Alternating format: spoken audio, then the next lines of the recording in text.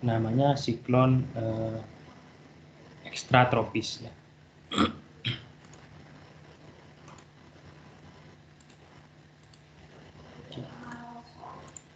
Nah, kenapa kajian ini penting di dalam membahas perubahan iklim? Karena ada beberapa studi terbaru itu menyebutkan bahwa perubahan iklim nantinya berpengaruh terhadap siklon tropis, baik itu frekuensi terbentuknya ataupun magnitudo atau tingkat keparahannya, gitu ya, untuk siklon tropis ini. Untuk penyebutannya antar tempat itu beda-beda. Ada yang mengatakan typhoon. Nah, biasanya ini ada kalau siklon tropisnya terbentuk di sekitar Samudra Pasifik bagian barat di daerah sini, terutama dekat di daerah Laut Cina ini. Laut Cina Selatan sekitar Jepang sebutannya typhoon. Fenomenanya sama, siklon tropis. Kemudian ada yang menyebutnya cyclone. Cyclone biasanya terjadinya di sekitar Australia, di Samudra Hindia dan juga Pasifik bagian barat, bagian tenggara ini ya, barat laut, maaf. Oke, ini barat daya maksud saya.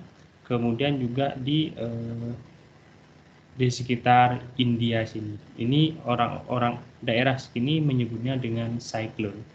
Beda lagi dengan orang Amerika. Orang Amerika menyebutnya sebagai hurricane. Nah, ketiga nama ini, typhoon, cyclone maupun hurricane, itu fenomenanya sama. Namanya adalah siklon tropis. Hari ini kita akan membahas tentang siklon tropis. Kemudian ini merupakan sebuah siklon tropis yang terbentuknya itu paling dekat dengan negara kita, Indonesia. Nah, ini terjadi pada saat 15 Desember 2018. Sebutannya adalah siklon tropis Kenanga. TC di sini itu adalah tropical cyclone. Nah, dari daerah sini terbentuknya di daerah Hindia, Samudra Hindia bagian tenggara sini. Kemudian ini merupakan jalur nantinya si Kenanga ini bergerak, gitu ya. Memang setiap siklon itu kecenderungannya bergerak menjauhi ekuator. Ya. Kenapa begitu? Karena kalau mendekati ekuator dia pasti mati, lemah, hilang. Di ekuator itu gaya Coriolisnya 0. Gaya yang menyebabkan putaran ini 0, sehingga kalau mendekati tropis semakin lemah. Kalau menjauhi tropis ini semakin menguat. Kecuali nanti ketemu lingkungan-lingkungan tertentu di mana sumber pembentuk sumber yang energi yang membentuk si siklon ini semakin berkurang, maka siklonnya akan melemah. Contohnya, karena sumber energi dari siklon ini adalah panas laten, yaitu panas karena ada perubahan dari uap air menjadi awan, titik-titik air. Kalau itu berkurang, biasanya siklonnya melemah. Kapan itu? Ketika mendekati daratan. Kalau di lautan, sumber uapnya banyak, di lautan yang hangat. Kalau mendekati daratan, sumber uapnya berkurang sehingga siklonnya menjadi lemah dan mati akhirnya. Nah, ini adalah trayek ini berdasarkan perakiraan ya. Jadi kalau di negara kita itu ada sebuah badan yang mengurusi tentang cuaca dan iklim, yaitu BMKG. Biasanya BMKG ada warning centernya untuk tropical cyclone ini, atau pusat warning di BMKG. Nah, di situ dilakukan biasanya prediksi kira-kira si tropical cyclone ini jalurnya kemana. Ini contoh dari info BMKG. Nah, pengamatan tentang fenomena-fenomena tadi umumnya itu biasanya diamati dengan menggunakan peta sinoptik ya. Ini contoh peta sinoptik, itu berasal kira-kira awamnya peta sinoptik adalah peta pengamatan cuaca untuk wilayah yang lumayan besar ya. Karena kita bisa melihat secara langsung, secara bersamaan di seluruh tempat ini bagaimana si parameter cuaca seperti itu. Nah, contohnya peta ini didapatkan dari observasi. Jadi setiap observasi titik-titik stasiun itu melaporkan ke WMO, World Meteorological Organization. Jadi organisasi meteorologi dunia dilaporkan, nanti diplot satu wilayah seperti ini. Seperti apa kira-kira peta sinoptiknya.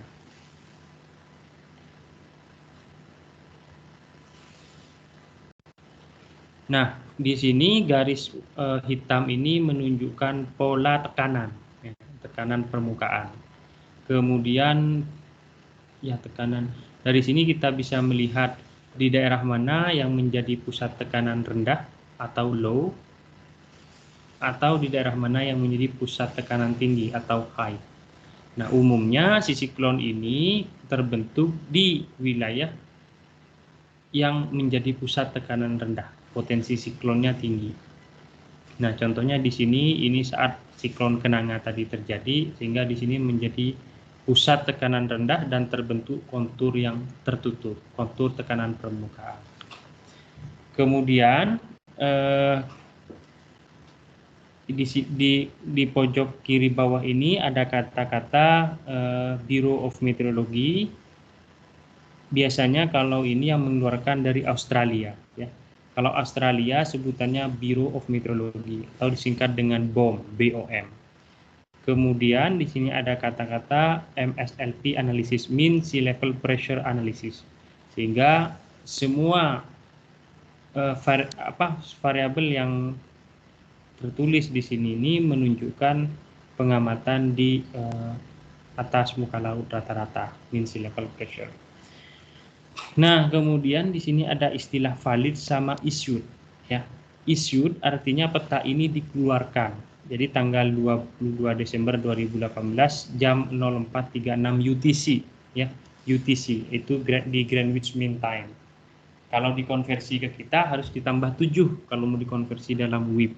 Jadi sekitar jam 11.36, setengah 12 siang waktu Indonesia bagian barat.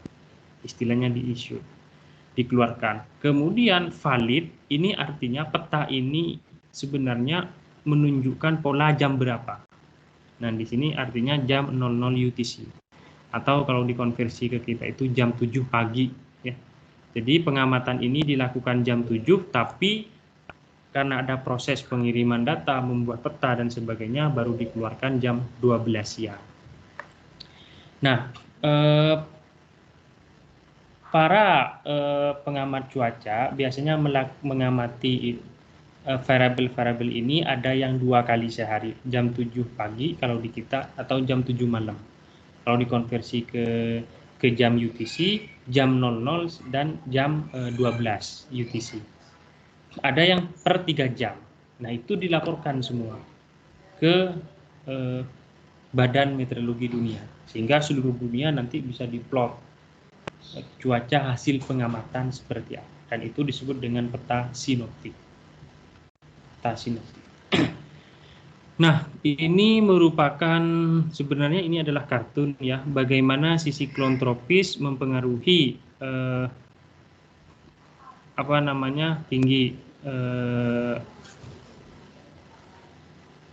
tinggi air laut, ya, di sekitar pantai. Seperti ini kira-kira nanti ombak yang terbentuk bisa lebih tinggi dari biasanya kalau siklon tropis terjadi. Nah, ini contohnya gambar lain, ini pengamatan, ya, bagaimana air laut pasang saat terjadi siklon tropis. Nah, salah satu dampak dari siklon tropis juga disebut dengan meteo tsunami. Jadi bukan tsunami yang kita kenal karena terbentuk dari patahan lempeng di permukaan laut, tetapi terbentuk karena adanya siklon. Dan siklon terbentuk di sini mempengaruhi angin di sekitarnya, dan angin itu bisa membangkitkan ombak yang tinggi di sekitar laut, dan ketika nyampe ke daratan ombaknya jadi lebih besar. Nah, kira-kira itu juga bisa menjadi dampak dari siklon tropis. Walaupun di negara kita itu tidak terbentuk pusat dari siklon tropis karena tadi Coriolisnya 0, gaya Coriolis di tempat kita 0, tetapi kadangkala kita bisa terkena dampak jarak jauhnya atau disebut dengan remote effect. Pertama bisa dari ekornya ini, jadi ekor dari siklon tropis ini juga memungkinkan atau potensi untuk membentuk hujan lebat. Dan juga yang kedua dampaknya adalah meteo tsunami tadi, yaitu tingginya ombak yang sampai ke daratan, pinggir pantai. Nah, beberapa faktor yang mempengaruhi atau mendukung terbentuknya siklon tropis adalah yang pertama, sea surface temperature at least 26,5 derajat Celcius. Ini menunjukkan bahwa suhunya hangat, suhu permukaan lautnya hangat, itu kira-kira lebih dari 26,5 derajat Celcius dengan mixing layer depth atau kedalaman mixing layer itu kurang lebih 50 meter. Mixing layer depth ini ada di permukaan laut, ya, di lautan, biasanya di permukaan. Biasanya kalau mixing layer ini terjadi olakan yang kuat di permukaan laut sehingga temperatur di permukaan itu sampai kedalamannya, misalkan di sini 50, temperaturnya sama. Karena kalau kita di bawah mixing layer terjadi penurunan temperatur yang cepat, gitu ya. Nah, apa hubungannya? Kenapa harus lautnya hangat? Karena ini akan menjadi atau membentuk atmosfer yang tidak stabil, cukup tidak stabil agar terbentuk konveksi atau perawanan tadi, agar terbentuk konveksi.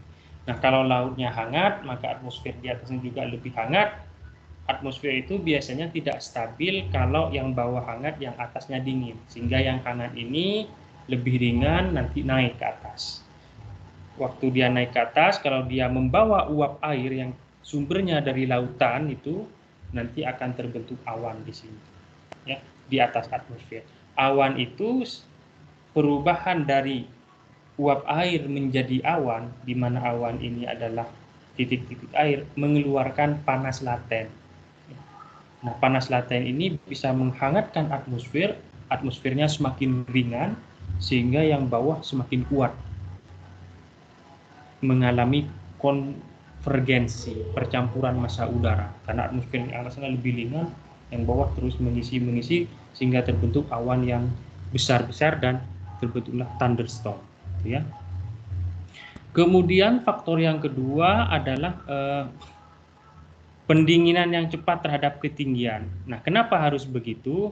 Karena ini akan memungkinkan pelepasan panas akibat proses kondensasi yang saya sebut dengan panas laten tadi. Panas yang dikeluarkan akibat adanya perubahan wujud dari uap air menjadi bentuk cair atau kondensasi. Dan ini menjadi sumber dari siklon tropis.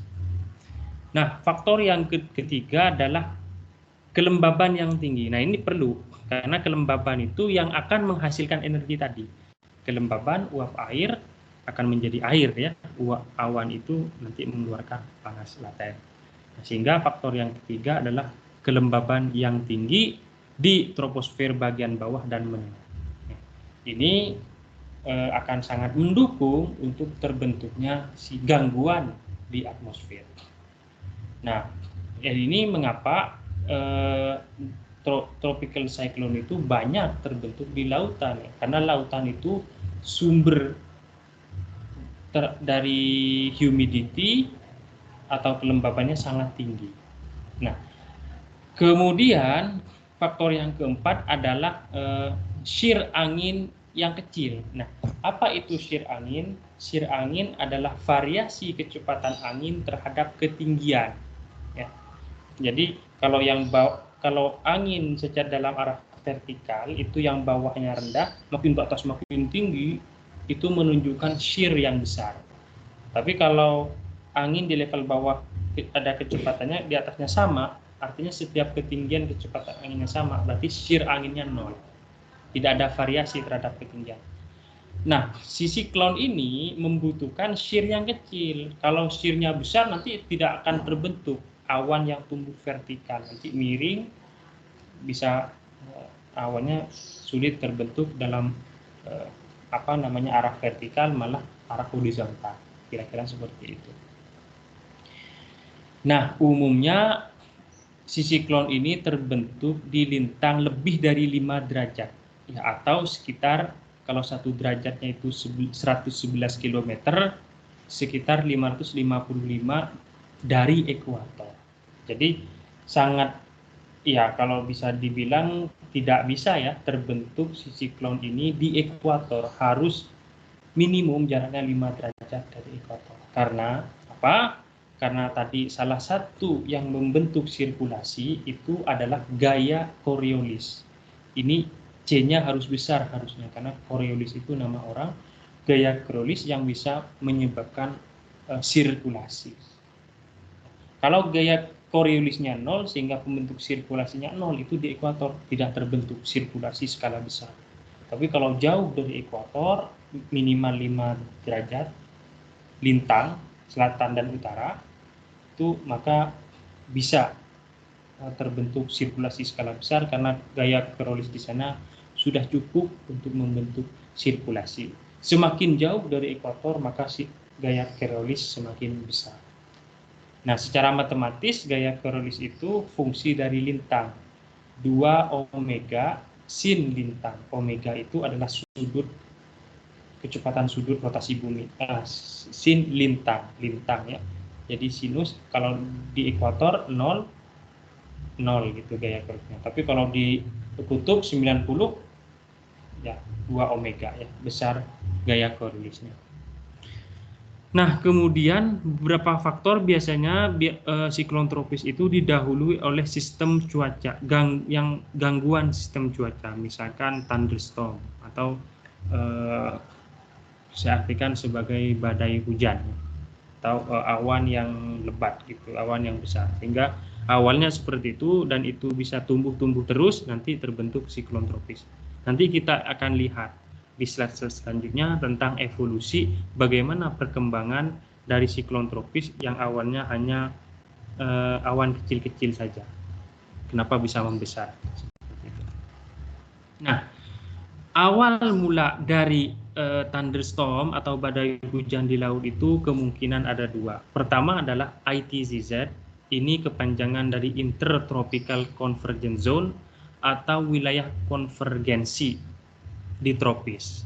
Konvergensi ini bisa dipandang sebagai pertemuan angin ya, dari arah yang berbeda.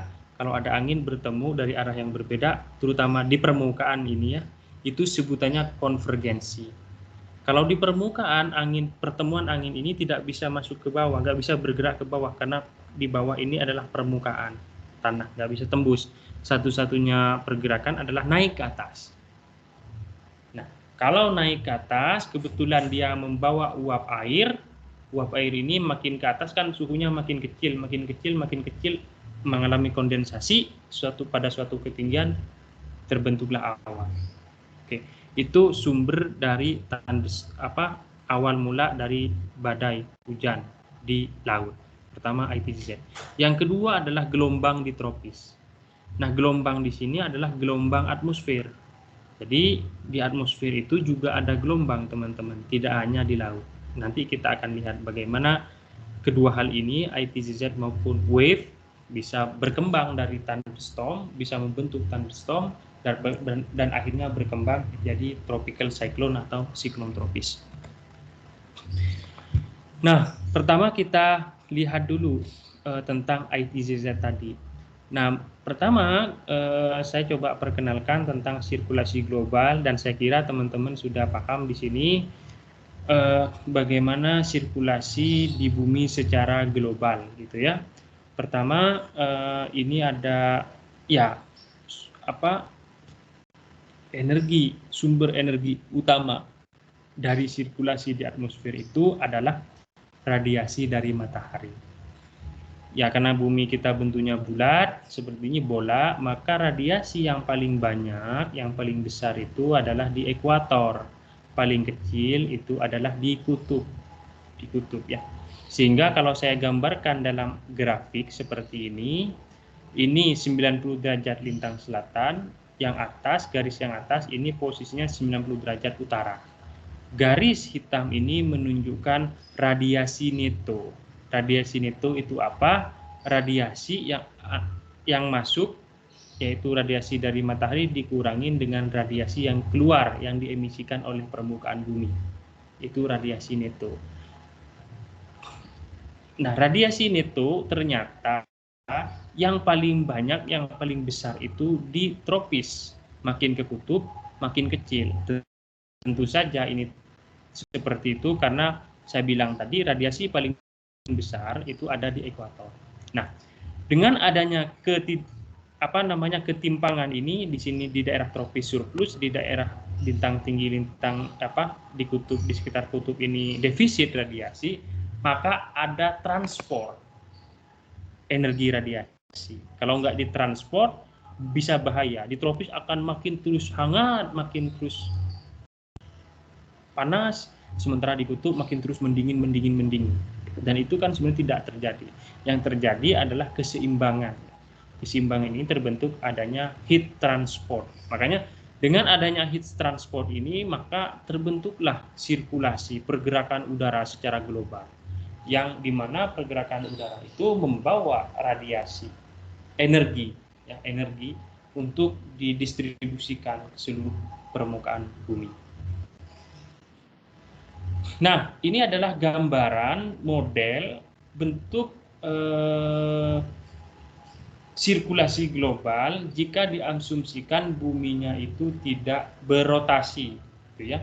Jadi dari gambaran tadi, maka tropis ini mengalami surplus energi, dia lebih hangat, sementara di kutub ini lebih kecil radiasinya atau defisit, makanya lebih dingin. Sehingga terbentuklah sirkulasi pergerakan massa udara di permukaan. Itu udara bergerak dari tekanan yang tinggi ke tekanan yang rendah, atau karena tekanan itu berbanding terbalik dengan suhu, dia bergerak dari suhu yang kecil ke suhu yang lebih tinggi, lebih hangat. Di permukaan anginnya bergerak dari kutub ke ekuator. Dua-duanya begitu. Nah, pertemuan di sini, pertemuan dua massa udara ini disebut dengan konvergensi. Ya, konvergensi. Pertemuan di permukaan ini konvergensi, kemudian massa udara, pertemuan dua massa udara ini satu-satunya jalan adalah naik ke atas. Dia tidak bisa turun ke bawah karena permukaan tanah. Naik ke atas, di atas ini di sekitar puncak atmosfernya ini balik lagi si anginnya ini, sehingga untuk model bumi tidak berotasi terbentuklah single cell atau sel tunggal, gitu ya, dimana dari kutub ke ekuator balik lagi ke kutub, single cell seperti itu. Nah, sementara di sini karena buminya berotasi, ya, maka akan ada gaya Coriolis, atau gaya Coriolis tadi memberikan efek terhadap model sirkulasi yang awal tadi, atau disebut dengan Coriolis effect, efek Coriolis. Bagaimana efek Coriolis ini? Efek Coriolis membelokkan angin kalau di belahan bumi utara itu searah jarum jam, ya, jadi ke kanan begini ya. Tetapi kalau di belahan bumi selatan, si Coriolis ini membelokkan angin berlawanan jarum jam atau ke arah kiri sini ya. Jadi contohnya anginnya itu misalkan yang biru ini, tetapi kalau di belahan bumi selatan belok anginnya seperti ini. Nah, ini diakibatkan oleh adanya rotasi bumi.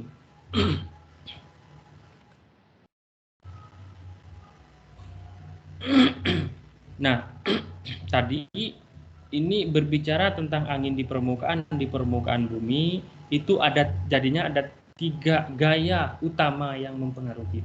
Pertama adalah gaya gradien tekanan. Gaya ini muncul yang memprakarsai angin. Ya. Angin ada karena ada gaya ini, gaya gradien tekanan.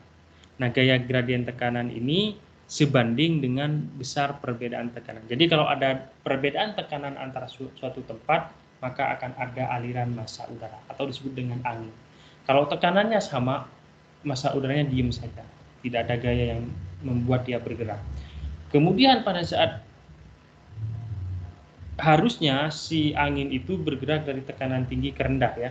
Tetapi dengan ada gaya tambahan, yang kedua ini adalah gaya Coriolis. Nah, gaya Coriolis ini terhadap angin itu membelokkan, yang saya jelaskan tadi. Kalau di belahan bumi utara dia searah jarum jam atau ke kanan, kalau di belahan bumi selatan dia berlawanan jarum jam atau ke kiri. Nah, gaya Coriolis ini muncul kalau setelah anginnya terbentuk. Kemudian gaya yang ketiga adalah the frictional force atau gaya gesek. Nah, ini biasanya dominan di dekat permukaan. Di dekat permukaan ini, kalau ada angin bergerak, ketemu permukaannya agak kasar, agak dilambatkan sedikit. Namanya gaya gesek. Makin tinggi, makin jauh dari permukaan, maka gaya gesek semakin kecil. Diingat-ingat ada tiga utama, gaya gradien tekanan, gaya Coriolis, dan gaya gesek. Nah, dengan adanya rotasi bumi tadi, ada gaya Coriolis tambahannya, maka ternyata di bumi ini terbentuk 3 sel. Ya, jadinya ya. Pertama adalah kalau dilihat secara vertikal, di sini ada sel Hadley, kemudian di sini belum ya, sel Ferrel, kemudian yang terakhir di sini adalah sel kutub. Sel kutub ya. Nah, ini kalau dilihat secara vertikal. Kalau dilihat dari atas, angin permukaan di bumi, jadi anginnya itu tidak lurus dari lintang tinggi ke ekuator, tetapi dibelokkan. Kalau di belahan bumi selatan itu ke kiri, kalau di belahan bumi utara itu ke kanan, gitu ya. Nah, pertemuan dua massa udara sini di tropis, di ekuator, antara yang dari selatan maupun dari utara, itu terbentuklah ITCZ atau Intertropical Convergence Zone atau zona konvergensi intertropis. Biasanya ITCZ ini terletak di pertemuan sel Hadley. Jadi sel Hadley ini adalah sel yang terbentuk di sekitar tropis, gitu ya, di mana dari lintang tinggi di permukaan dia menuju ekuator, naik, kemudian balik lagi ke lintang yang lebih tinggi. Nah, di sini terjadi, kalau di ekuator terjadi kenaikan massa udara atau pengangkatan massa udara. Ya, pengangkatan massa udara ini nanti banyak terbentuk awan-awan di sini. Sehingga tadi di awal salah satu pembentuk thunderstorm di laut itu adalah ITCZ ini atau zona konvergensi udara di tropis. Oke, kemudian di daerah sini, di daerah lintang menengah ini ada pertemuan atau ada perjapangan massa udara di sini. Satu balik lagi ke tropis, ya, dimana kalau dia di permukaan membawa uap air terbentuk. Sementara satu lagi pindah ke lintang yang lebih tinggi.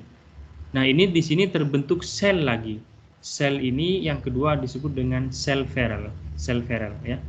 Kemudian kalau teman-teman perhatikan di sini terbentuk subsidensi massa udara atau penurunan massa udara.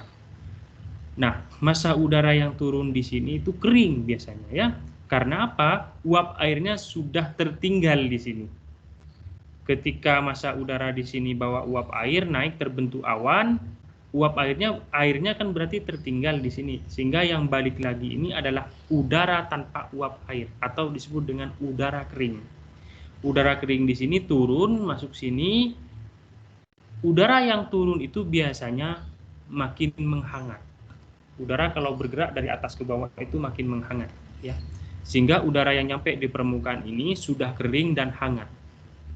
Sehingga di sini terbentuk di lintang sini itu sekitar 30 sering terbentuk gurun pasir.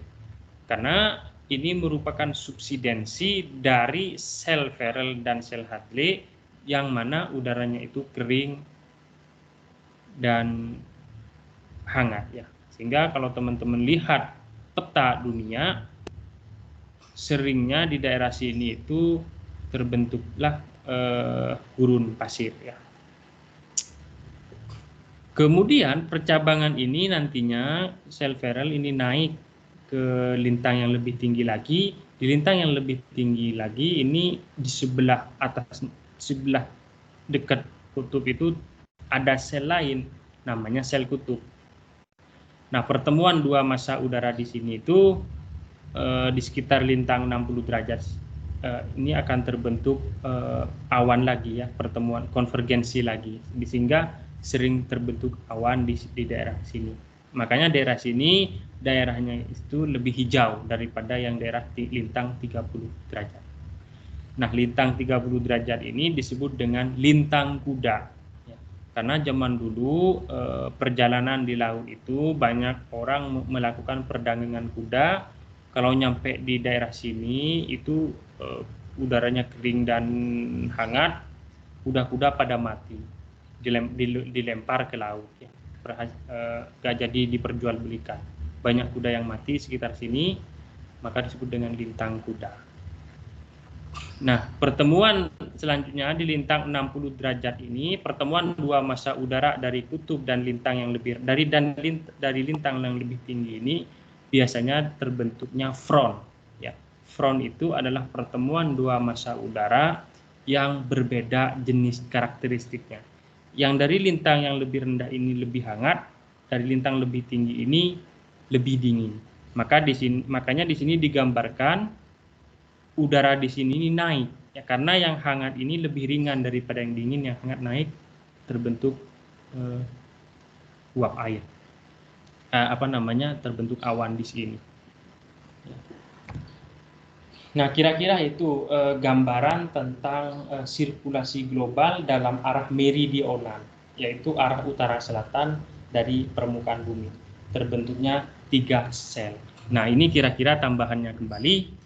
Kalau ini ya dilihat secara 3 dimensi, pertama adalah sel Hadley di sini, berarti di sini banyak awan, di daerah sinilah ITZZ biasanya disabuk di sekitar pertemuan dua massa udara ini dikenal dengan ITZZ. Kemudian di lintang 30 ini terjadi subsidensi massa udara atau disebut dengan lintang kuda, horse latitude. Kemudian di lintang yang tinggi lagi terbentuklah pertemuan dua massa udara juga dari sel Ferrel. Nah, di sini juga banyak awannya. Ya. Ini adalah peta satelit, contohnya yang ini jajaran-jajaran awan konvektif ini di sekitar ekuator ini adalah garis atau zona dari ITZZ tadi. Itu konvergensi, dan di daerah konvergensi sini banyak sering terbentuk thunderstorm atau awan hujan.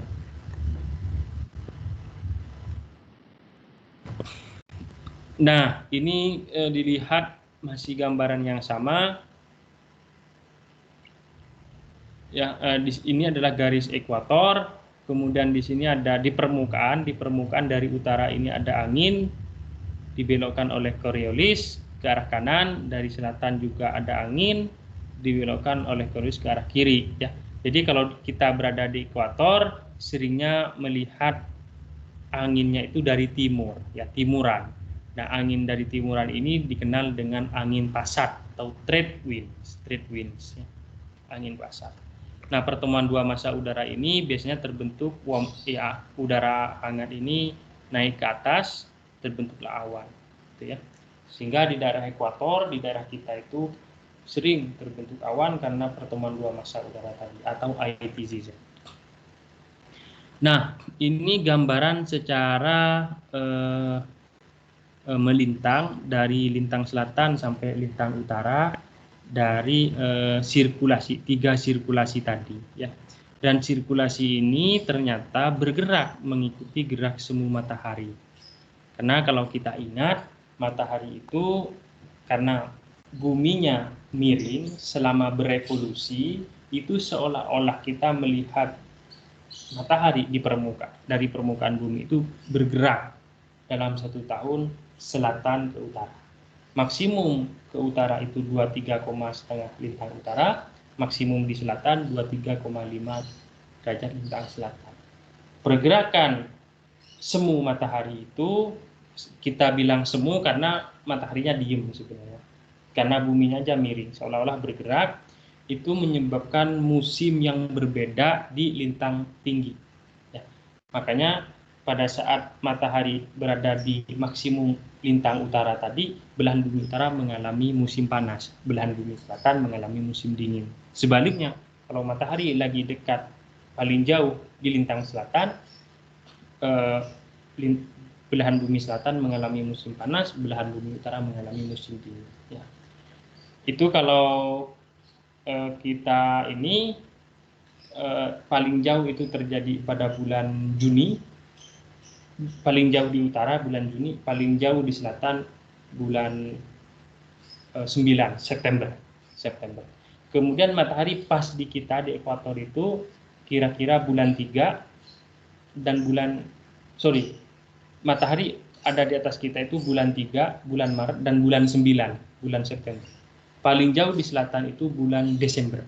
Makanya kalau Desember, Januari, Februari itu di Australia itu mengalami musim panas, sementara di Asia, di Jepang itu mengalami musim dingin. Nah, ini kira-kira pergerakan ITZZ ini atau pusat dari ITZZ ini mengikuti gerak semu matahari. Bulan November dia di selatan, kemudian Maret ketika bumi matahari pas di atas ekuator, dia di ekuator pindah lagi ke utara. Gitu terus selama 1 tahun. Pola ITZZ seperti itu. Nah, itu ITZZ tadi. Yang kedua, yang bisa mendukung terbentuknya thunderstorm di laut itu adalah tropical wave atau gelombang tropis. Nah, salah satu gelombang tropis ini adalah sebuah tipe gangguan di atmosfer yang terbentuk dikenal dengan lembah atmosfer atau atmospheric trough. Nah, lembahnya seperti apa? Lembahnya itu adalah dari pusat tekanan. Kalau lembah dalam tekanan itu artinya tekanan rendah, ya. Kalau ridge atau punggung dari tekanan artinya tekanan tinggi. Sehingga nanti teman-teman akan melihat sebuah variabel tekanan di daerah tropis itu bervariasi rendah tinggi kira-kira seperti itu dan berorientasi arahnya itu utara selatan. Kemudian pola gangguan tekanan tadi itu bergerak dari timur ke barat. Makanya disebut dengan easterly wave atau gelombang dari timur. Nah, gelombang dari timur ini nanti di slide-slide selanjutnya kita akan melihat sangat mendukung terhadap terbentuknya siklon. Nah, yang paling terkenal di daerah tropis itu adalah African Westerly Jet ya, atau African Easterly Wave atau gelombang timuran dari Afrika. Karena di sini terjadi gangguan di daerah ini, di daerah Samudra Atlantik ya. Ini Amerika, Laut Karibia, ini Amerika Serikat. Di sini adalah benua Afrika. Biasanya di sini terjadi gangguan, maka nanti di sini terbentuk gelombang. Gelombang tadi sangat mendukung terbentuknya konveksi, konveksinya makin membesar, kemudian tumbuh menjadi tropical cyclone. Nah, tumbuhnya tropical cyclone ini seringkali kita melihat berita itu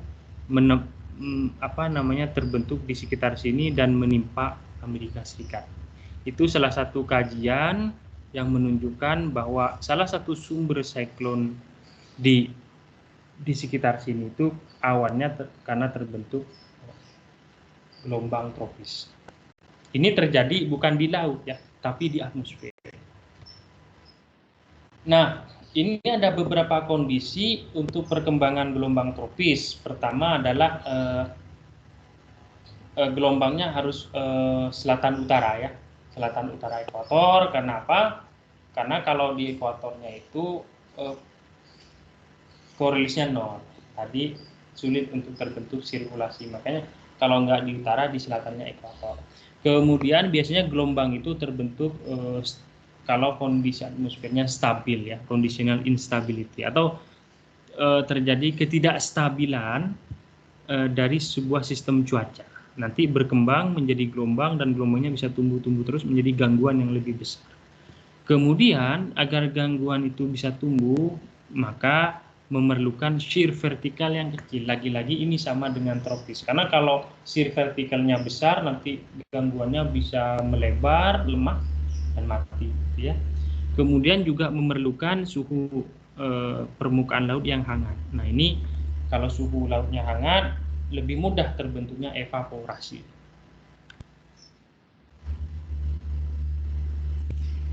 Nah, bagaimana kita melihat si gelombang ekuatorial gelombang tropical wave ya, gelombang tropis ini?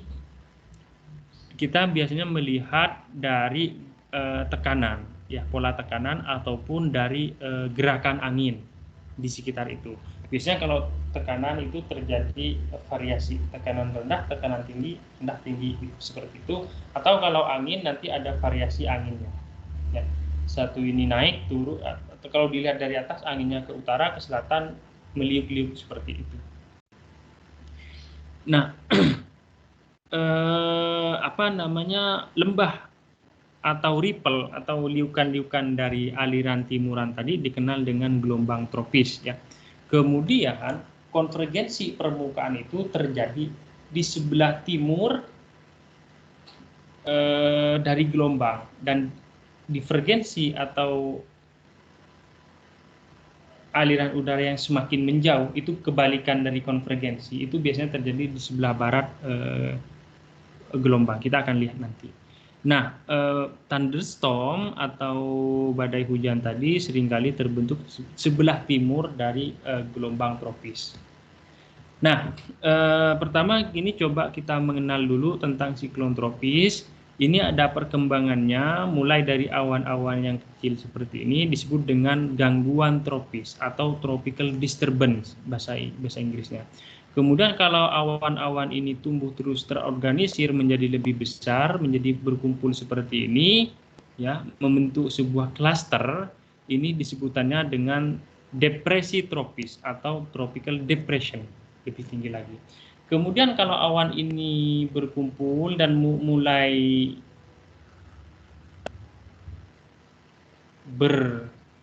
membentuk putaran, ya, ini sudah mulai berbentuk putaran. Nah, ini disebutnya sebagai badai tropis. Ya, badai tropis ya. Kemudian kalau putarannya terus terbentuk sampai akhirnya terbentuk mata, di sini mata atau kalau lihatnya adalah lubang seperti itu, ini disebut dengan tahap terakhir yaitu siklon tropis atau kalau di daerah Amerika Serikat sebutannya hurricane ya. Jadi ada 4 tahap pertumbuhan siklon tropis: gangguan tropis, depresi tropis, badai tropis atau tropical storm, yang terakhir adalah siklon tropis. Atau tergantung penyebutannya, ada yang menyebutnya dengan typhoon dan ada yang menyebutnya dengan hurricane. Nah, ini contohnya tadi ya, kembali lagi ini untuk gelombang tropical wave atau gelombang tropis tadi. Ini kira-kira pola aliran udaranya seperti ini. Jadi ada liukan-liukan seperti ini ya. Ini biasanya terjadi di sebelah barat Afrika atau di Samudra Atlantik. Nah, liukan-liukan seperti ini, nah garis-garis garis-garis orange ini disebut dengan trough axis atau sumbu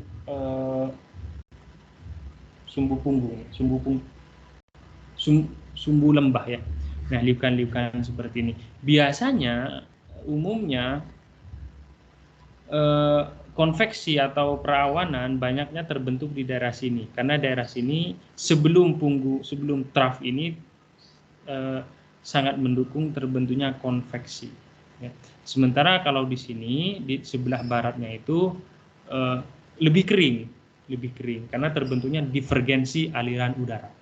Makanya kalau dilihat dengan satelit itu juga bervariasi ya, berpola ya.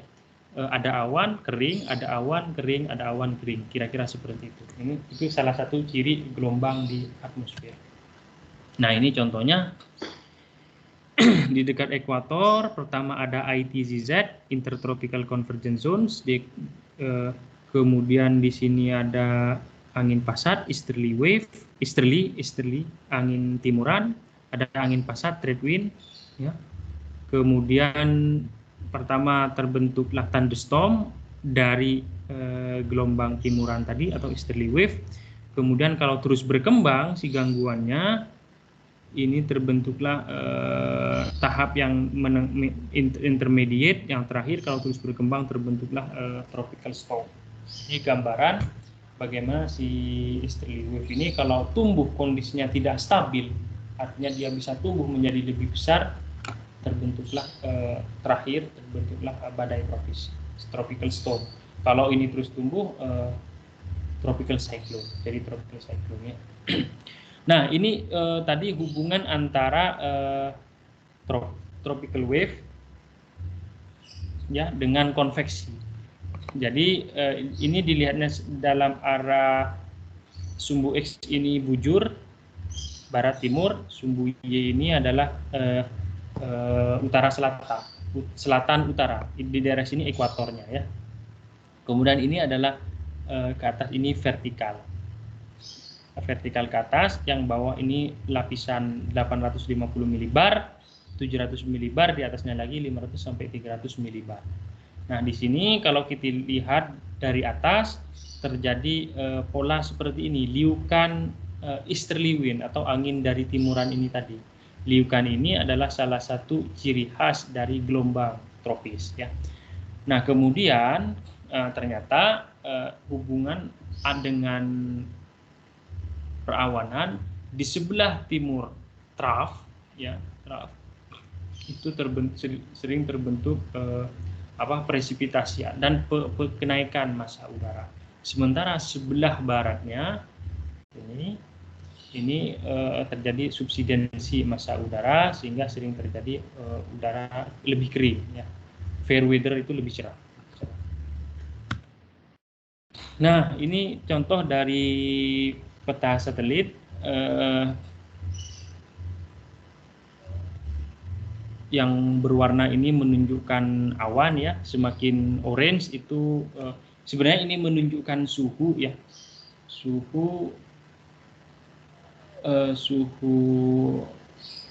awan, puncak awan. Semakin orange semakin kecil, biasanya seperti itu.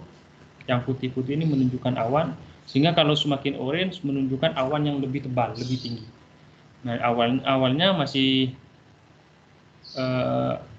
beberapa kumpulan awan kecil-kecil, sebutannya adalah tropical wave. Nah, ini salah satu fiturnya ya, gelombang itu.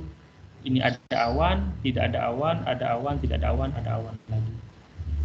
Nah, kalau terus membentuk cluster, moderate tropical wave, kalau semakin besar developing tropical wave atau gelombang tropis yang terus tumbuh. Ini adalah ciri-ciri atau karakteristik dari setiap tahapan siklon tropis. Pertama, mulai dari gangguan tropis itu berupa kumpulan beberapa sistem hujan badai atau thunderstorm dengan isobar sedikit melengkung. Jadi waktu gangguan tropis isobarnya masih sedikit melengkung dengan kecepatan anginnya kurang dari 20 knot ya. 1 knot itu sama dengan setengah meter per sekon. Jadi kalau 20 knot 10 meter per sekon kecepatannya. Kemudian tahap selanjutnya kalau terus berkembang si gangguan tropis ini menjadi depresi tropis. Dicirikan oleh kumpulan thunderstorm itu tadi lebih terorganisir sehingga membentuk cluster tadi ya. Kemudian dari dalam data isobar atau garis yang menghubungkan tekanan yang sama sudah mulai terbentuk satu isobar tertutup. Kalau yang atasnya tadi masih melengkung isobarnya, kalau ini sudah tertutup. Kecepatan anginnya lebih besar lagi daripada sebelumnya, ini 20 sampai 34 knot. Nah, selanjutnya ini adalah badai tropis. Kalau masih berkembang, tahapan yang ketiga adalah badai tropis atau tropical storm. Nah, di tropical storm ini sistemnya sudah mulai terlihat berotasi. Kalau di belahan bumi utara, itu rotasinya berlawanan jarum jam. Kalau di belahan bumi selatan, rotasinya searah jarum jam. Tetapi belum ada matanya kalau badai tropis. Nah, dicirikan kalau dari data isobar itu sudah terbentuk dua isobar tertutup. Jadi di tengah-tengahnya itu tekanan yang lebih rendah. Kecepatan anginnya itu lebih tinggi lagi daripada sebelumnya, itu sudah hampir lebih dari 2 kalinya ya. 35 sampai 64 knot. Nah, pada saat terbentuk badai tropis ini sudah kelihatan rotasinya, itu badai sudah diberi nama. Apakah diberi nama, kalau Indonesia itu nama bunga biasanya, kenanga, Kamboja dan semacamnya. Kadang buah ya, badai apel, badai pisang gitu. Itu aneh juga, badai pisang menghantam terbentuk. Kalau di luar negeri itu biasanya pakai nama orang, bisa cewek bisa cowok. Badai Evelyn, badai apa tadi, ya nama-nama orang luar negeri. Itu kalau badai Faiz nggak ada, Faiz kan nama Indonesia. Nanti badai Jacobs dan segala macamnya, jadi nama-nama luar negeri. Nah, kalau masih terus berkembang si badai tropis ini, nanti terbentuklah siklon tropis atau hurricane atau typhoon, tergantung tempatnya, orang yang menyebutnya. Nah, di sini mata siklonnya sudah terbentuk, jadi tengah-tengahnya itu seolah-olah bolong kalau dilihat dari atas, dari satelit. Tidak ada awan, tapi di sampingnya awan besar. Dan minimal itu sudah terbentuk 3 isobar tertutup. Itu minimal ya, bisa terbentuk lebih. Nah, kecepatan anginnya itu lebih dari 64 knot ya, atau 32 meter per sekon. Atau lebih dari 119 km per hour ya. Kalau kita naik motor melaju 100 km per jam itu sangat kencang sudah ya, apalagi ini lebih dari 119 km per jam. Nah, ini tadi peta sinoptik atau Synopchat untuk tanggal 10 Maret 2014.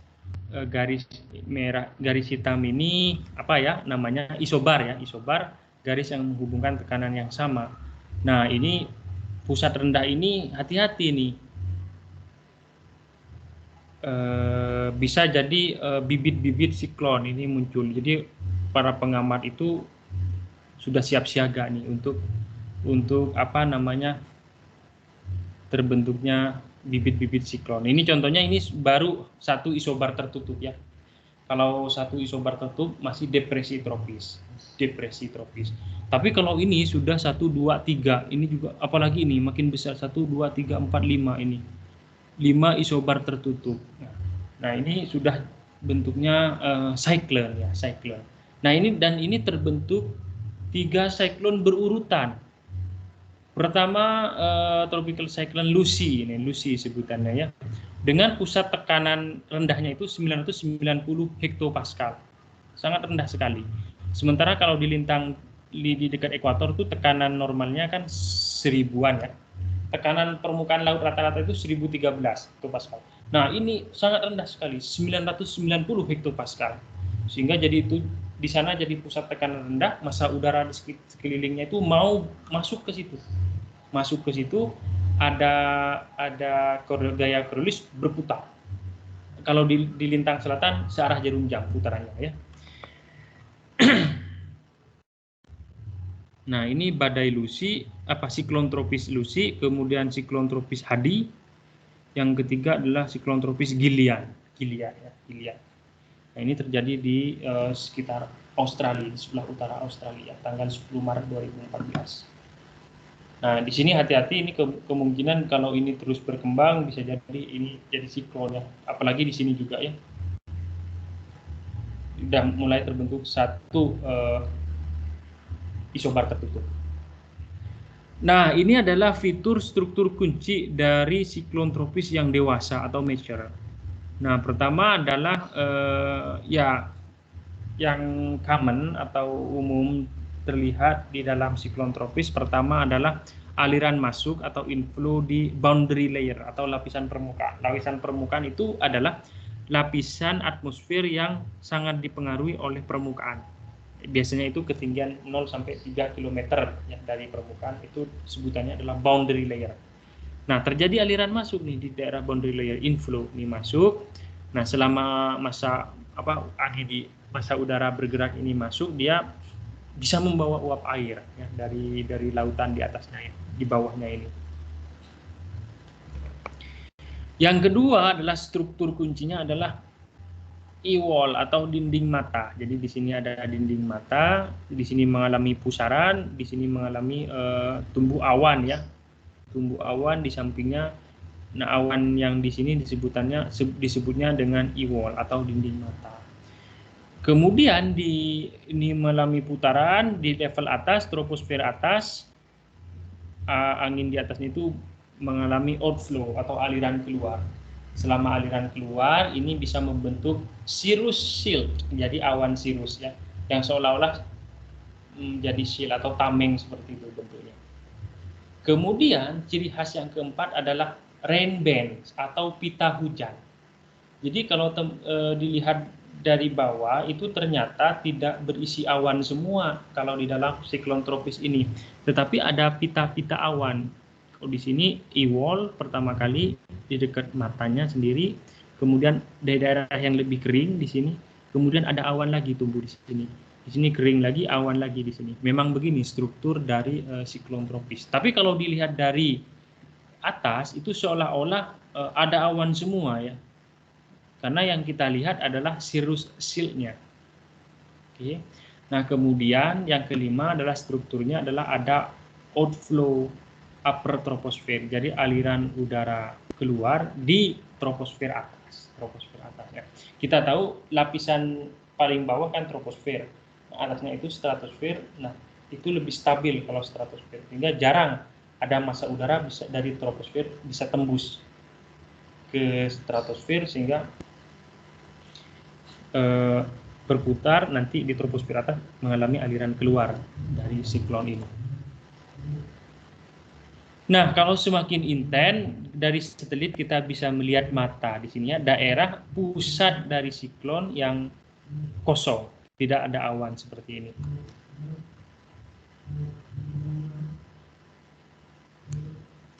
Oke, ini kira-kira struktur badainya. Ada mata, tadi ini saya hanya ngulang saja matanya, kemudian dinding matanya di sini ada awan, kemudian di sini ada awan cirrus, awan tinggi itu. Kemudian di bawah ini kita melihat pita hujan.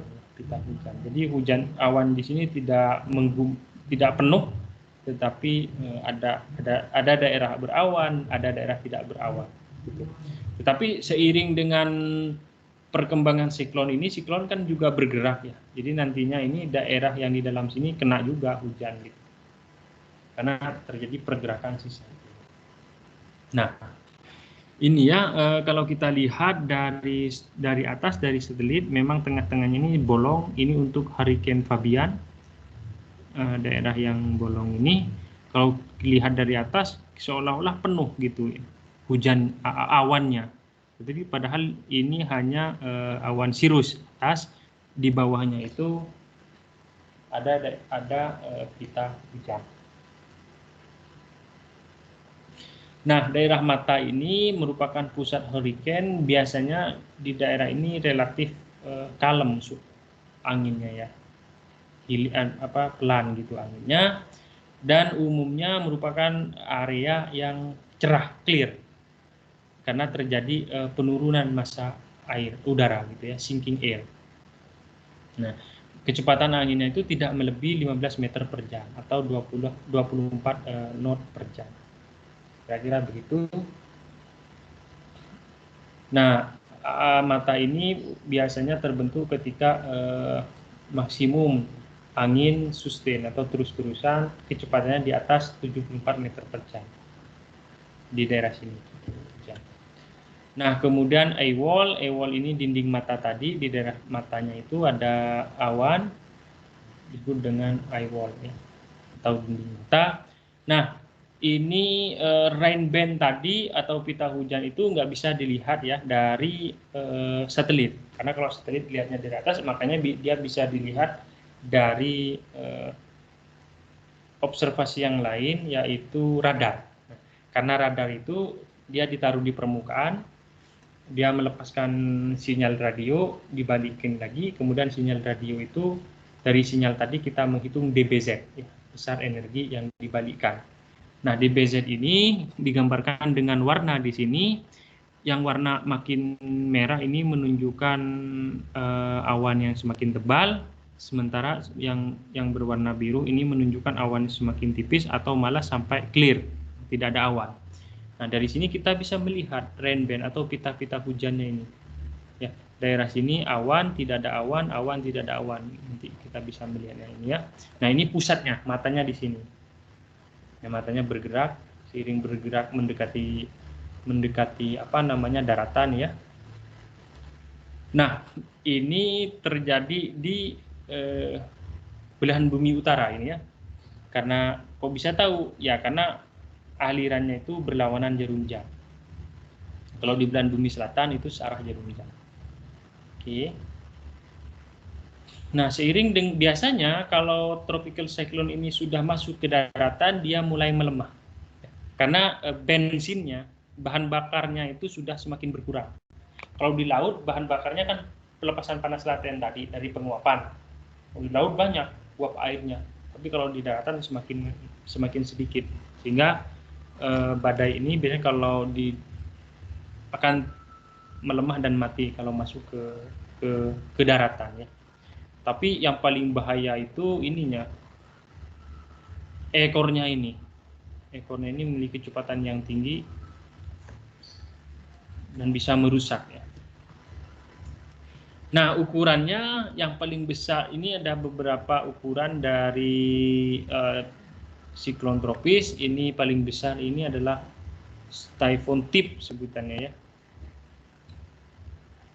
Nah, yang ini yang bawah siklon Tracy namanya, kecil. Nah, perbandingannya kalau yang tip ini ya hampir setengah dari benua Amerika Serikat. Nah, ukuran hurricane ini yang biasanya itu hanya 483 km. Ya, hanya 483 km. Jakarta Bandung itu sekitar 100 km. Jadi 4 kalinya. 4 kali. Nah, hampir 4 sampai 5 kalinya Jakarta Bandung ukuran dari hurricane ini kalau terjadi di tempat kita. Ya, yang paling besar itu ini Winnie ya sebutannya ya. Winnie 1500-an ya, 1500-an. Nah, kalau badai tips ini pusat tekanan rendahnya itu sampai drop 800-an, 870 hektopascal. Kalau tadi yang di dekat Australia itu cuma 990-an, ini sampai drop sampai 800.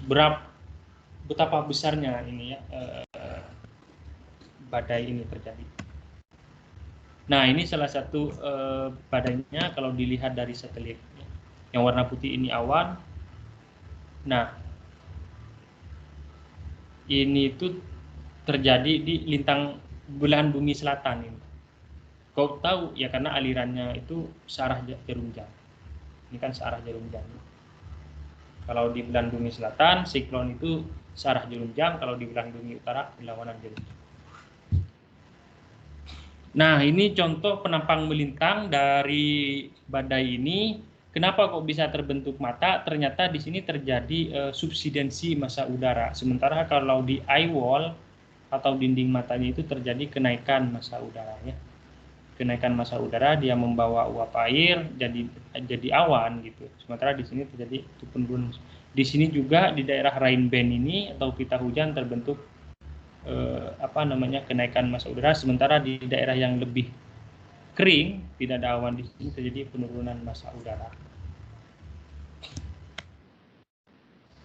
Nah, ini contoh juga dari NOAA dan NASA gitu ya. Ini eye wall-nya sangat besar, matanya ya, sampai kita bisa melihat lautan ya dan permukaan karena tidak ada awan di daerah sini dan kalem anginnya. Nah, ini contoh gambaran yang lebih dekat untuk dinding matanya dan juga mata dari badai, mata badai. Nah, ini merupakan trek atau jalur terbentuknya siklon tropis dari 45 sampai 2006. Ya. Dirata-ratakan kira-kira begini jalurnya, warna menunjukkan jenis badai. Apa tahapannya? Mulai dari yang biru masih depression, kemudian badai tropis yang udah warna krem sampai oranye dan merah ini adalah hurricane atau tropical cyclone. Kategori 1 sampai kategori 5. Nah, di sini memang yang sering terbentuk itu di Australia, Samudra Hindia maupun Pasifik. Kemudian di utara itu juga Pasifik ya. Kemudian di sini juga Hindia. Kemudian di daerah Amerika Serikat ini, baik sebelah timurnya yaitu benua Atlantic Ocean, Samudra Atlantik maupun di Pasifik bagian sini. Yang di sini jarang terbentuk. Nah, kalau kita lihat peta SST, Sea Surface Temperature, memang lautan sini itu lebih dingin suhunya. Sementara kalau lautan laut di sini lebih hangat, sehingga nyaman untuk terbentuk mendukung untuk terbentuknya siklon. Nah, kemudian ciri khas lainnya adalah bahwa siklon ini kalau yang di sini, kalau di utara ini umumnya berpropagasinya begini ya, ke barat kemudian belok ke atas. Ke barat belok ke atas. Karena kenapa ke barat? Dia mengikuti background wind. Background wind di sini kan angin pasat. Tadi angin pasat tumbuh, tetapi dia nggak bisa mendekati ekuator karena ada batasan Coriolis tadi. Kalau mendekati ekuator bisa mati. Makanya kalau dia semakin menguat kalau menjauh dari ekuator. Ya. Dan jarang bisa masuk jauh ke daratan. Ada yang masuk tapi nggak bisa jauh. Karena kalau makin masuk habis ini kering, mati badainya ya. Di selatan gitu juga, dan tidak ada yang terbentuk di ekuator ya, karena syaratnya harus Coriolisnya cukup tinggi. Di negara kita Indonesia beruntung tidak terkena sampai pusatnya itu nggak terkena, cuman kita remote efeknya, ekornya itu, dan juga meteo tsunami tadi. Saya punya cerita yang agak lucu juga ya, waktu saya di Jepang. Di Jepang itu warning untuk adanya badai itu biasanya lewat email atau ya di SMS gitu ya. Kebetulan saya lewat email, cuman emailnya itu bahasa Jepang. Karena saya nggak ngerti, ya udah saya diem aja, tenang-tenang di kampus itu, dan semua orang di kampus pada pulang. Jadi saya tanya ke teman saya yang ngerti itu, keesokan harinya ternyata ada informasi dari pihak kampus bahwa akan ada badai. Kemudian diharapkan semua orang di kampus ini segera pulang gitu ya. Karena saya nggak ngerti, jadi tinggal saya sendiri di lab sendirian aja. Wah, pada kemana orang-orang ini kok pada? Ternyata di luar angin deras, hujan deras dan angin kencang gitu. Kalau kalian lihat di YouTube itu orang buka payung bisa sampai keseret ya. Itu saya mengalami seperti itu waktu pengalaman di Jepang. Nah, ini adalah beberapa waktu kejadiannya. Kalau di North Atlantic itu sekitar bulan Juni, Juli, Agustus sampai November. Kalau di Pasifik bagian timur itu Mei, Juni sampai November. Kenapa kok bisa begitu? Ini biasanya terjadi musim panas ya. JJA di belahan bumi utara. Makanya musim panas itu lebih ya sangat mendukung terbentuknya siklon karena udaranya panas, lautannya bisa lebih hangat juga. Sehingga menjadi pusat terbentuknya si siklon tropis. Nah, ini adalah beberapa karakteristik mulai dari angin permukaan, kemudian rata-rata tekanan permukaan, surface pressure, kemudian fitur-fitur yang terlihat, kemudian shear angin, kemudian vortexnya ya atau pusarannya, dan segala macamnya ya, sampai suhu di level ketinggian 500 milibar. Nah, ini untuk kolom pertama untuk tropical depression atau depresi tropis, kecepatan angin permukaannya kurang dari 34 knot, rata-rata tekanan permukaannya itu 1000 milibar. Semakin berkembang, tekanannya semakin mengecil. Ini untuk tropical cyclone 990 milibar, sudah di bawah 900. Ini malah kalau hurricane atau typhoon itu 960 milibar. Nah, kalau masih harusnya typhoon tropical cyclone ini sudah ada ya matanya ya. Tropical depression yang belum ada. Oh, oke, sorry. Ini TS tropical storm ya, badai tropis, belum tropical cyclone. Kalau tropical cyclone itu harusnya TC bukan TS. Ini contohnya karakteristiknya ya. Tapi kalau sudah tropical storm sudah boleh dikasih nama. Walaupun belum ada matanya, tapi sudah mulai terbentuk pusaran. Nah, ini ada beberapa skala yang menunjukkan kekuatan dari hurricane ini, yang biasanya dipakai di Atlantik Utara dan Pasifik Timur Laut. Ya. Ini daerah Amerika Serikat biasanya yang pakai ini, atau untuk fenomena hurricane. Jadi kategorinya itu bisa disebutnya dengan skala Saffir-Simpson. Dia buat 5 kategori, paling rendah itu 1, paling besar dampak kerusakannya itu dikasih nomor 5. Jadi ini expected level of damage ya, level kerusakannya. Dan ini didefinisikan dengan menggunakan maksimum sustained wind speed atau kecepatan angin sustain ya terus-menerus maksimumnya. Itu kira-kira selama 1 menit rata-rata. Kalau level kategori 1 itu kecepatannya selama rata-rata 1 menit itu sekitar 33 sampai 42. Nah, yang kategori 5 itu lebih dari 70. Dan ini bisa menyebabkan bencana ya, atau katastrofe. Kemudian di daerah Australia itu biasanya menggunakan kecepatan wind gust. Ya, wind gust itu kecepatan angin sesaat ya. Jadi kira-kira dia menggunakan kecepatan angin 3 sampai 5 detik sesaat itu pada ketinggian 10 meter. Ya. Nah, dia juga di daerah Australia ini juga membagi jadi 5 kategori. Kategori 1 sampai 5 ini contoh deskripsi kerusakan yang terbentuk. Misalkan kalau kategori 1 kecepatan wind gust-nya itu kurang dari 34 meter per sekon. Nah, biasanya kalau kebangunan itu belum berpengaruh, cuman bisa merusak tanaman gitu ya, atau beberapa tumbuh-tumbuhan. Kalau sampai kategori 5 ini kecepatan wind gust-nya itu lebih dari 78 meter per sekon. Ini sangat berbahaya dan kerusakan yang besar. Kemudian juga ada kategori lain, ini di daerah Pasifik barat laut dan di daerah India, Samudra Hindia. Ini juga menggunakan rata-rata 10 menit angin permukaan 10 km. Nah, ini range-nya bisa mulai dari yang terkecil sampai yang paling besar. Ini cuman dibagi menjadi 3 kategori. Mulai dari tropical cyclone sampai super typhoon atau severe tropical cyclone.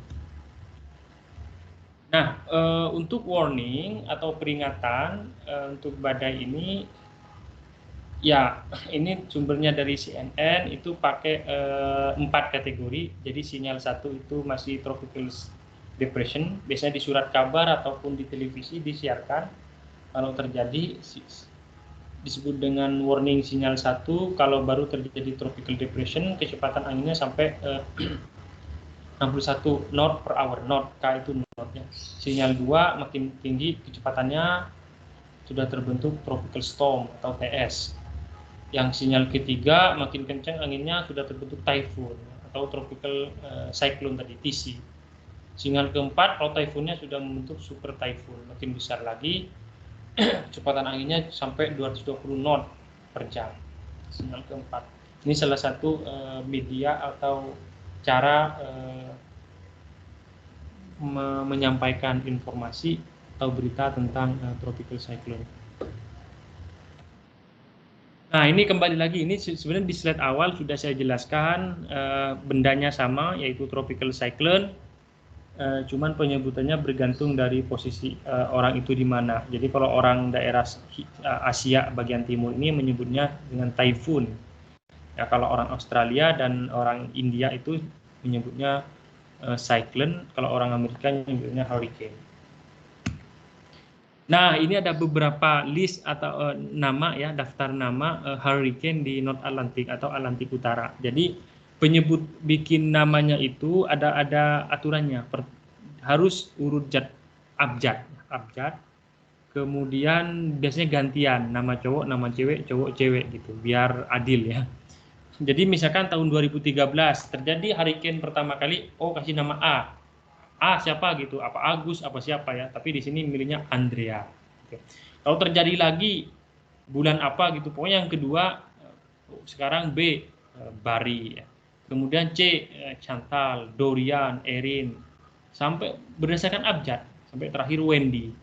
Tahun 2014 terbentuk lagi, balik lagi ke A, Arthur, kemudian Berta, Cristobal, Dolly, Edward, sampai di sini kebetulan ada beberapa sampai ini Wilfred ya, Wilfred. Tahun 2015 terjadi lagi A lagi, Anna, Bill gitu ya. Jadi berdasarkan abjad dan cenderung bergantian nama cowok, nama cewek.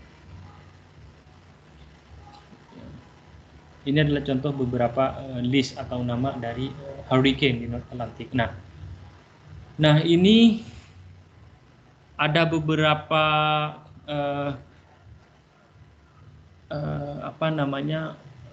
kalau terjadinya di daerah sini, maka orang-orang Indonesia yang bisa membentuk BMKG itu biasanya yang memberikan nama. Kalau yang terjadi di sini, maka ini udah bagiannya Australia yang memberikan nama. Dari sini juga Australia. Ya kalau di Indonesia biasanya dikasih nama, kalau nggak nama bunga, nama buah. Ya. Tapi tetap dari A, abjad.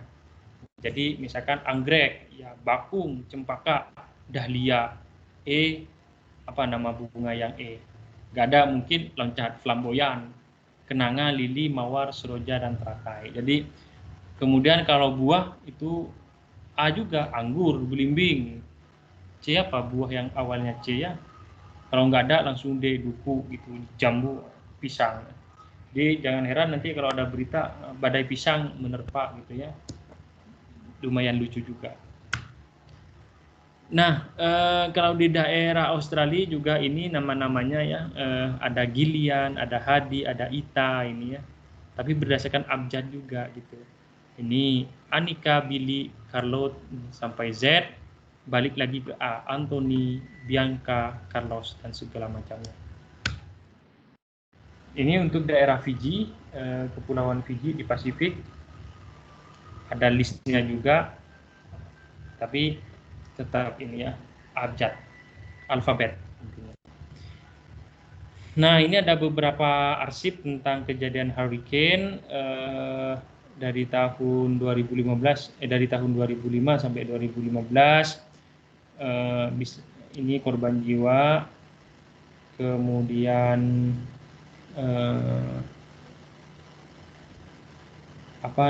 kehancuran yang kerugian ya, dalam juta US dollar. Kemudian nama-nama yang sudah digunakan, retired name, ada Erika, ada Joaquin, dan nggak boleh dipakai lagi ya. Ada Sandy, ada Irin, segala macam.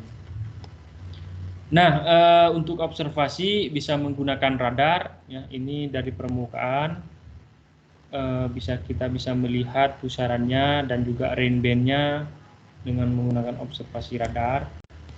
Kalau radar itu DBZ ya, atau bisa dikonversi menjadi rainfall rate atau laju hujan atau intensitas sebenarnya ini. Satuannya milimeter per jam.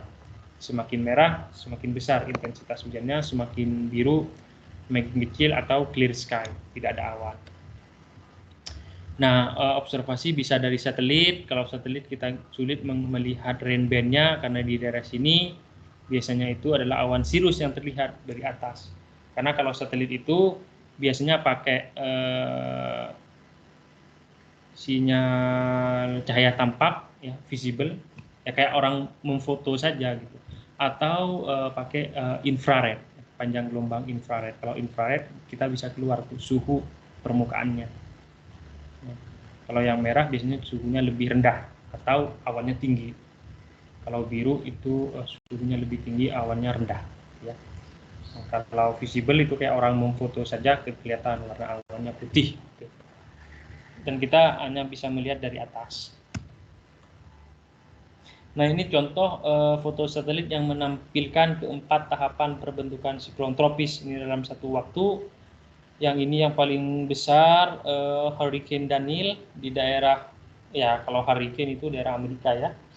Tadi kita sudah lihat. Kemudian ini sudah ada tropical storm, sudah dikasih nama Emilia, sudah mau berbentuk pusaran di sini. Kemudian di sini masih tropical depression, depresi tropis. Kemudian di sini masih tropical disturbance atau gangguan tropis. Kalau di sini masih terbentuk awan-awan, kalau ini sudah mulai terorganisir awannya ya. Nah, kemudian ya pusat cuaca dunia di masing-masing negara itu kalau ada kejadian seperti ini juga melakukan prediksi. Yang prediksi biasanya adalah jalurnya, jalurnya. Jadi di mana dia ini kira-kira nomor 1 di sini tanggal 21 bulan 5 jam 19.00. Kemudian setiap 12 jam dia memprediksi. Jadi keesokan harinya jam 7 pagi itu kira-kira di mana. Kemudian 7 malamnya di mana, besok paginya lagi di mana, gitu ya.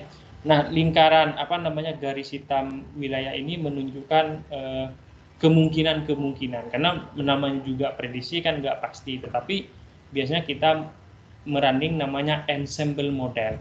Itu dari beberapa model di running menghasilkan beberapa jalur. Nah, kira-kira dari semua yang kita running, jalurnya itu kemungkinan ada di sekitar sini. Kita bisa melihat kemana tuh jalur si badai nantinya akan berpengaruh. Nah,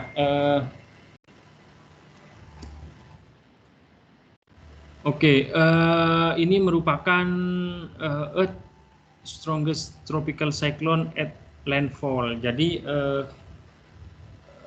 siklon tropis paling kuat di bumi ketika nyampe ke daratan. Jadi paling besar itu super typhoon Haiyan terjadi di Filipina, itu tahun 2013 kecepatan anginnya ketika nyampe ke permukaan itu 190 meter per jam, sangat cepat sekali. Nah, kira-kira sudah di atas 100 semua ya. Ini ada yang di Fiji, Taiwan, Florida, Amerika, Filipina dan segala macamnya. Nah, ini ada beberapa pusat siklon tropis di dunia. Ada WMO sendiri ya. WMO itu ada di mana? Swiss ya, Swiss. Jenewa, Swiss. Kemudian di New Delhi ada, kemudian ESCAPE ini ada di sini ya, mana di sini. Nggak tahu, ini di kepulauan kecil di sini. Kemudian ada RA1, RA5.